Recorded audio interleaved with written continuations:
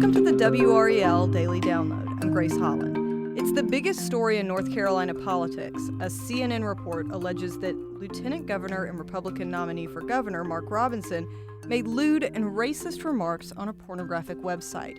WRAL has been on top of the developments that have come since, including on Thursday when Robinson said his legal team launched an investigation into that report. WRAL's Paul Spate joins us in the studio to talk about the continuing fallout from that report. Thanks for being here. Thanks for having me. So when did we first learn about this CNN report? The CNN report came out Thursday, but we started hearing that something was going to happen on Wednesday. And that was a week ago. Right, a week ago now.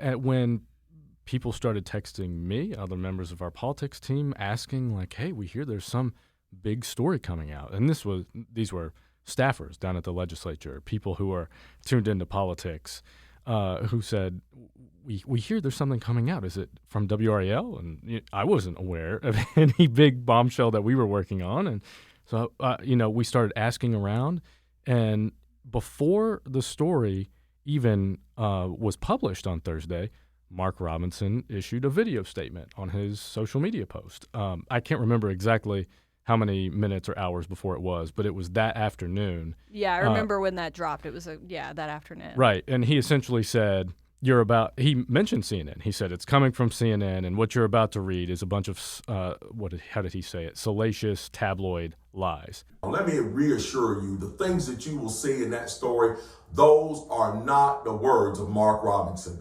And so then everyone was just waiting to see what those were. And since then, I mean, it feels like, from a reporter standpoint, absolute chaos since then. Right, yeah. It just feels like on that particular story, this has been going on forever. And then when you think about that it's only really been a week, it's pretty crazy how much has happened in that amount of time. What is it about these allegations that make them so serious? How has CNN substantiated those? And just,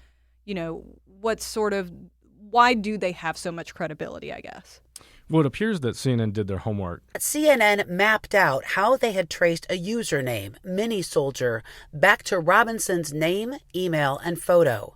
That username made dozens of divisive and lewd comments on the porn site Nude Africa between 2008 and 2013.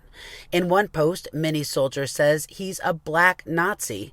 In another, he says, quote, "Slavery is not bad. Some people need to be slaves. I wish they would bring it back. I would certainly buy a few." I believe it was Politico who later put out a related story that talked about how a lot of the information in CNN's story can be traced using data that was leaked back in 2018. A lot of these websites, pornographic websites, aren't exactly the most secure in the world, and so people's usernames and datas and IP addresses get dropped. And so CNN fully stands by their report, and they put a lot of their homework out for the public to see. Not to get ahead of ourselves here, Mark Robinson has claimed that he aims to disprove them, but it's been a week now, and he has not done that. Right, and we'll get into that as we go, but how has Robinson and his team been handling this up to this point? We talked about that statement he first put out. Where did things go from there once that CNN report came out? Right, well, he has just hunkered down. I mean, he's going forward as if it's lies, he's innocent, and he's just going to keep campaigning like he originally planned to. Now, some of his money is drying up, and so he won't be able to go and do as many things or have as many ads as he probably planned to before this report from CNN came out. But he was at the Fayetteville Raceway on Saturday night talking to supporters, and we reported on that. Our Carly Haynes was there, and we spoke to some of those supporters who said, you know what? One of them said, I would be concerned if these allegations were true. But I don't believe it's true. I believe it's something that was made up because the Democrats are getting desperate. Someone else we spoke with said that even if they were true, it doesn't matter. Everybody makes mistakes. You live and you learn.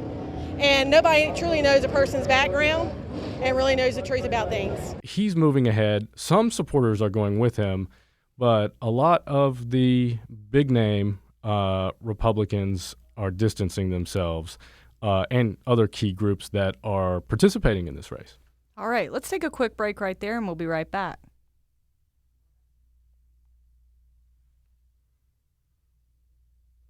Before the break, you were talking about how some of Robinson's supporters have stayed with him, while some others it hasn't quite been the same reaction. So what impact has this had on the race for the North Carolina governor's seat and the support that he needs to run this campaign? Right. The biggest one that people will notice is that Robinson used to campaign with Donald Trump. They appeared very friendly, if not friends. And for the last 2 to 3 years, they shared stages together. They introduced each other.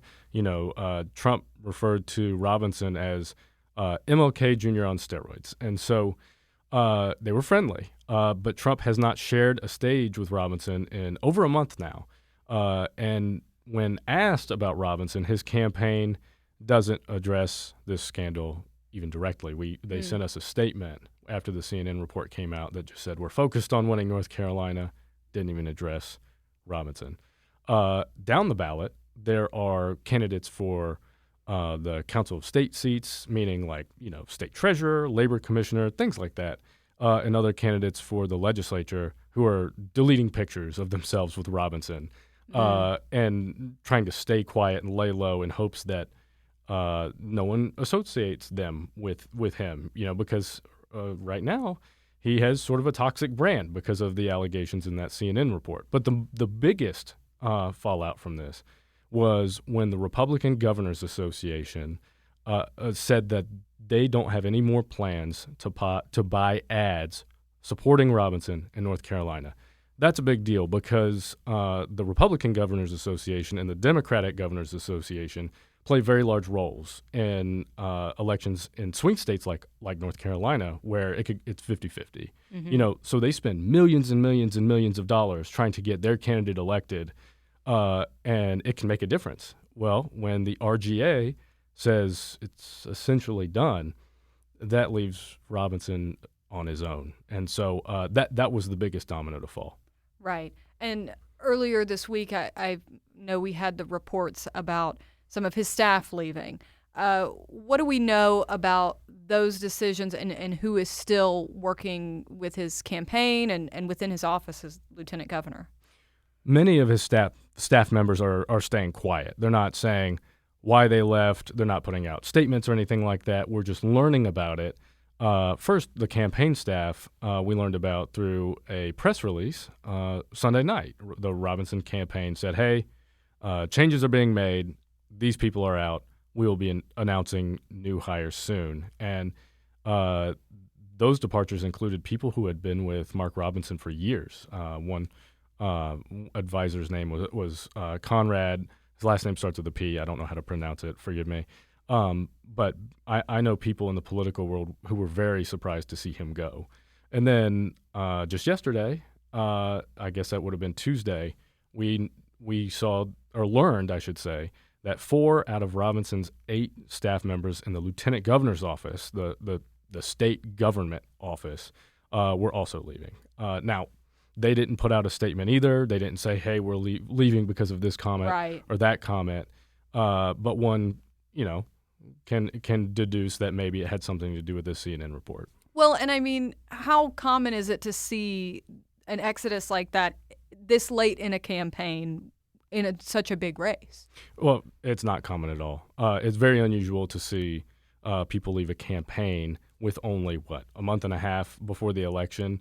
And then when a sitting politician, someone who is currently in office, is running for higher office, oftentimes when they win, they bring their old staff with them. Won this race. If he wins this race, it was, people would expect that he would bring his staff from the lieutenant governor's office to the governor's office. So the fact that, half of his staff is leaving sort of indicates they may not think he's going to win.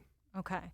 So, and again, that's reading the tea leaves here, but that's part of political reporting. Right. I'm sort of paraphrasing observations other people have made in the political world as well. So, okay, how are state leaders, both Republicans and Democrats, reacting to this? Well, some Republican candidates have put out statements calling on Robinson to disprove these claims, calling them things like, these are concerning. This is a concerning report from CNN, and he should disprove them. And if they're wrong, then he should sue. And those Republicans are now sitting back and waiting to see what Robinson will do. He has hired an attorney that he says will, quote, investigate the claims. Robinson, has said that he'll pursue any means he can to hold CNN accountable. We're in talks right now, everything up to legal counsel to take CNN to task for what they have done to us. We are going after them, okay? We are going to go after them for what they've done. But we have 5 weeks left in this race, folks, and make no mistake about it. We are not going to let CNN throw us off of our mission. But we'll see. Other Republicans are sort of laying low. Meanwhile, Democrats are on the offense. It was 24 hours. It only took 24 hours for that report, the CNN report, to come out before the national Democrats, meaning the Harris campaign, started running TV ads linking Trump and Robinson together. And what that looks like, if you haven't seen them, is in the ad, Robinson says something controversial that they have footage of, and then Trump comes in and says something complimentary of Robinson. So it's, Robinson, Trump, and they say, oh, see, Trump likes Robinson, and, you've seen how controversial he is. We can't afford either of these people.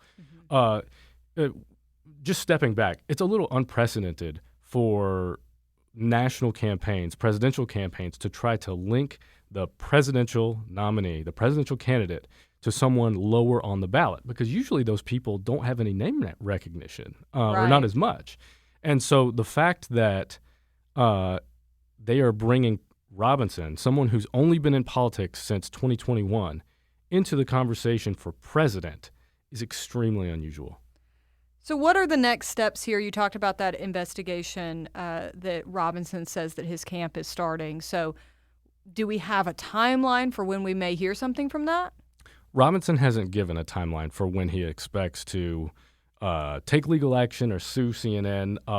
One Republican, U.S. Senator Tom Tillis, tweeted, I believe it was a tweet, or it may have been in a conversation with CNN, a CNN reporter, that he believes the party should move on from Robinson if he hasn't moved to disprove the allegations by the end of Friday. Now, we don't know what that means. Would he be okay with is Robinson hiring an attorney enough to satisfy him? Well, does he need to see, some sort of document where Robinson thoroughly disproves it? We don't know. And so that's one thing we're going to watch on Friday and in the coming days is at what point do other Republicans throw up their hands and say, look, man, you've been saying these are all lies. You hired an attorney, but you still haven't disproven them. We don't know what that point will be, but Senator Tillis set a deadline for Friday, so we'll be watching to see what he says. All right. And all of this happening as Election Day creeps closer and closer. Thank you so much, Paul. Thank you for listening to the WRAL Daily Download. Another great way to get WRAL news is the Morning Briefing newsletter. It's a daily email that's waiting in your inbox every morning with local news, events, and headlines to get you ready for the day. Sign up at WRAL.com/newsletter.